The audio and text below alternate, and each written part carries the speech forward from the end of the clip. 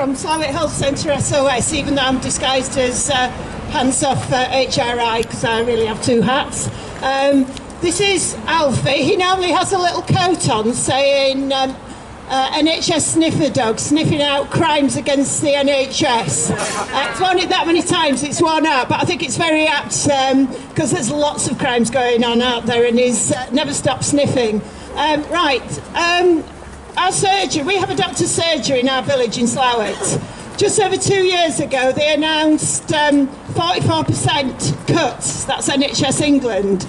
Not only would that have closed the surgery, but they also told the GPs that they hadn't got to tell the patients. Fortunately for us, our GP, Dr. Paul Wilding, went public on it. And we set up a campaign of patients and we protested, we marched through the streets, we had meetings, we went on the media, we went a bit bonkers, and we actually managed to keep that surgery open. So first of all, if you fight, it's possible to win. You know, it should have been closed 2 years ago, the 1st of April, it's still going. It doesn't mean it's not under threat, and a lot of our campaign was around we don't want super surgeries because that's what NHS England was pushing.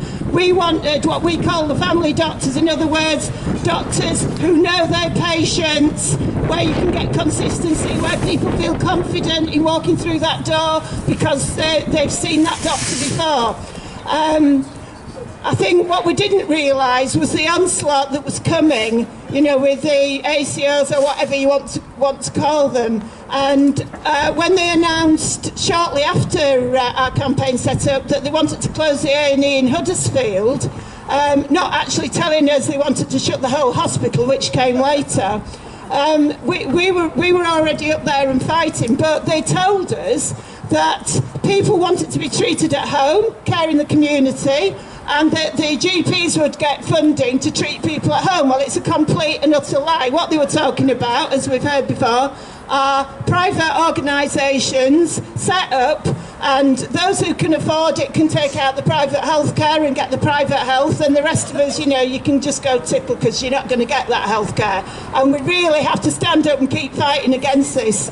On Saturday, this last Saturday, despite all the beautiful sunny weather, we had a public meeting in our village and we had over 80 people at it, absolutely amazing. And that meeting was about defending our GP surgeries, defending sort of healthcare which was assessed clinically, not assessed by how much money there was to, you know, financial reasons for getting the healthcare. But if you need the healthcare, you should get it and it should be free. And that's what that meeting was about. And it was about the attacks that are going on now on other GP surgeries, and we hope in Huddersfield that we're going to get a campaign now to defend what we've got and to oppose the ACOs and any attempt to privatise our healthcare. And I think it is, you know, I'm quite pleased that there are now campaign groups setting up. Just before I go, I just want to say now, whenever I campaign for the NHS, I always wear this yellow badge which says stand up to racism, because they will do anything to try and divide us. And I am absolutely appalled, as I'm sure everybody here is, at what's happened to the Windrush generation. Those people were invited to come over and build our NHS. They did an absolutely fantastic job. You know, our lives have been enriched, and it is an absolute disgrace that they've been threatened with deportation.